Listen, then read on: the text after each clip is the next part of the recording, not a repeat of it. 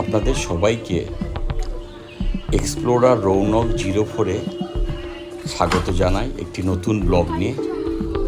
তবে এটি কোনো ট্র্যাভেল ব্লগ নয়, এটি আমার পরিবারের সাথে যুক্ত একটি ঘটনা, যেটা এই যে আপনারা সামনে যে মন্দিরটা দেখছেন, এটি আমার শ্বশুরমশাইয়ের মা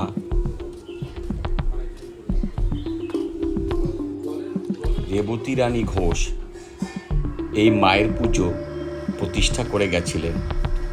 ফলে শ্বশুরমশাইয়ের হাত ধরে একটা জেনারেশন পর পুজো হবে, আমার স্ত্রী এই পুজোর দায়িত্বটা নিয়েছেন।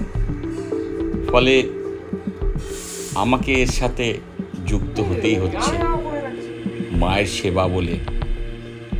ওই যে দেখছেন সামনে চুড়িদার পরে বেলপাতা সব পরিষ্কার দেখে দেখে বেছে রাখছেন আমার স্ত্রী। আপনারা দেখুন এই পুজো কিভাবে হয়। ছোট্ট একটা ব্লগ করছি, লিখবা সকাল থেকে শুরু হয়ে গেছে সব আয়োজন। তবে এটি ঠিক আমাদের বল্লা মায়ের পুজোর পরের অমাবস্যাতেই এটা হয়। তাই আপনারা দেখুন, আশা করি ভালো লাগবে। রীতিনীতিগুলো সবই তো আমি বুঝি না, আপনারা অনেকখানি বুঝতে পারবেন, তাই দেখুন।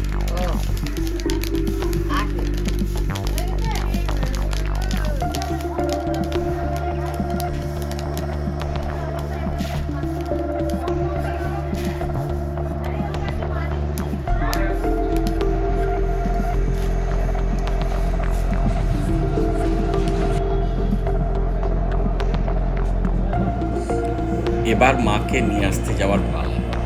আমরা সবাই মিলে 3.5 নম্বর মোড়, মানে যেটা বালুরঘাট 3.5 নম্বর মোড়ে নান্টু পাল, রবি পালের এক মৃৎশিল্পী আছেন।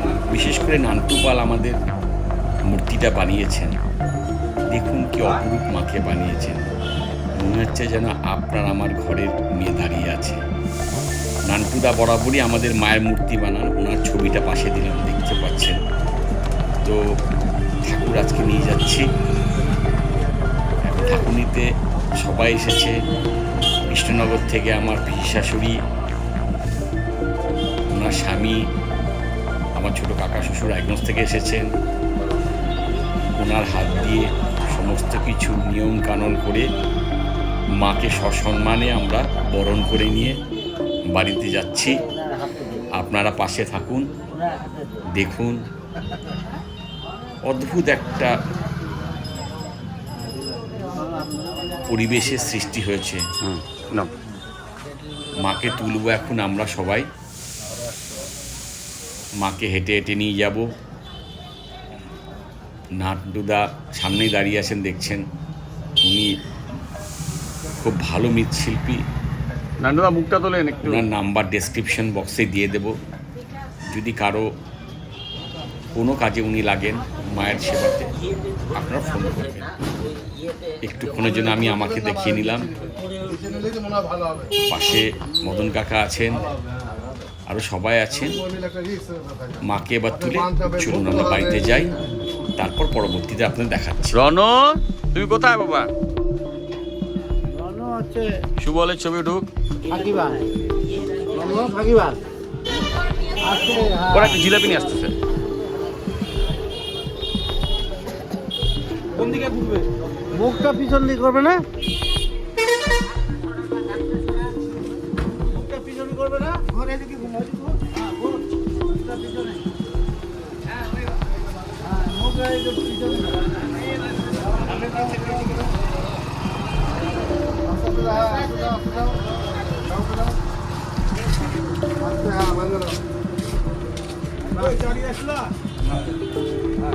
এই গেল।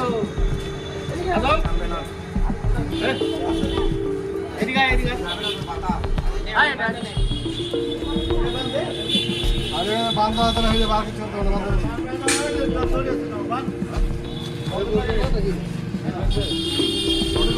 ঠিক আছে না, বান্ধা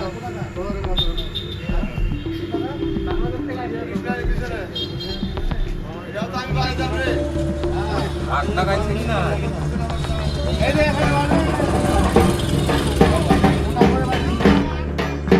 বাড়ির সামনে চলে এলাম আমরা।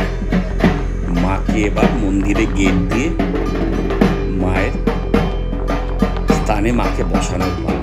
তবে হ্যাঁ, ভুলে তো যাচ্ছি, তার আগে মাকে বরণ করা হবে, মাকে আদর করা হবে।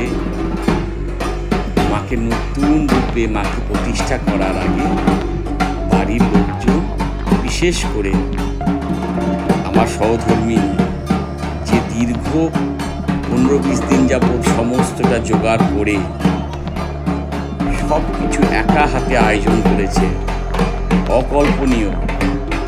বলে না, মেয়েরা সর্বশক্তিমান, দুর্গা রূপে, কালী রূপে। আমি আমার স্ত্রীর এই রূপটা এই প্রথম দেখলাম।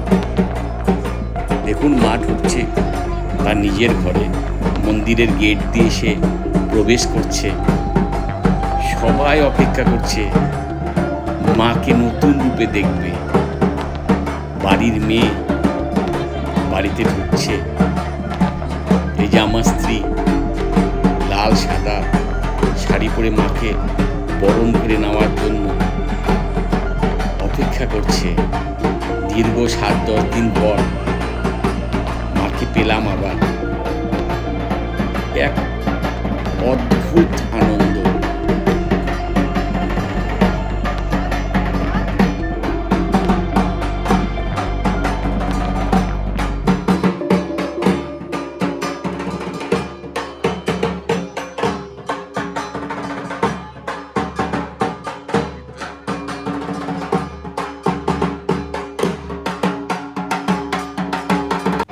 আমার স্ত্রী চালন হাতে মাকে বরণ করে নিচ্ছে।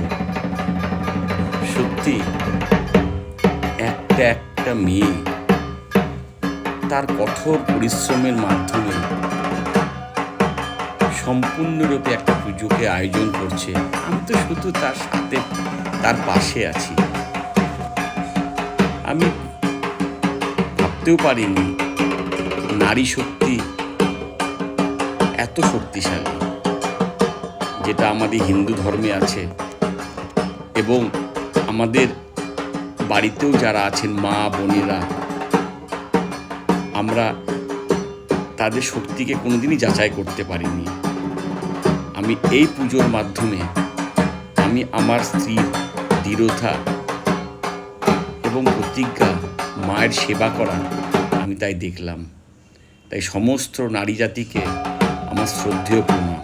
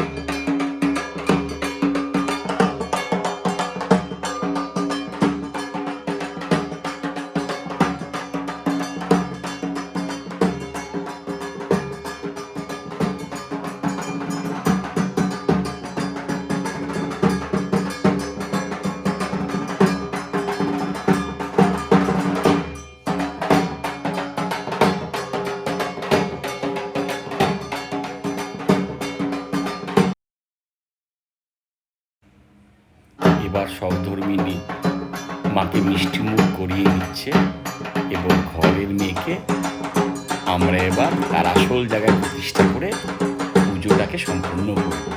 আপনারা পাশে থাকুন, দেখুন। এক্সপ্লোরার রৌনক 04 সাবস্ক্রাইব করুন এবং তবে বেল আইকনটা টিপে রাখবেন, যাতে আমরা যে কোনো ভিডিও পাঠালেই আপনারা জানা সেটা অবগত হতে পারেন।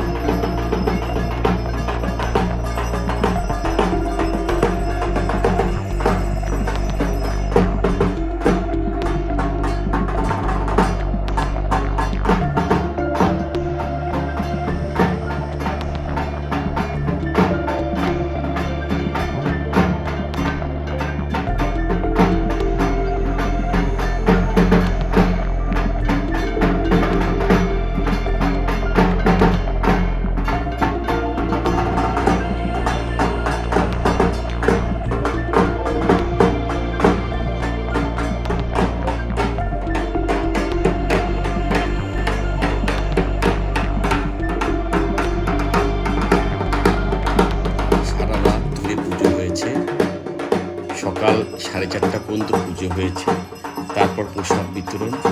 তবে আমাদের মধ্যে আমারই প্রিয় এক দাদা অরিন্দম দা এসেছিলেন, সস্ত্রীক।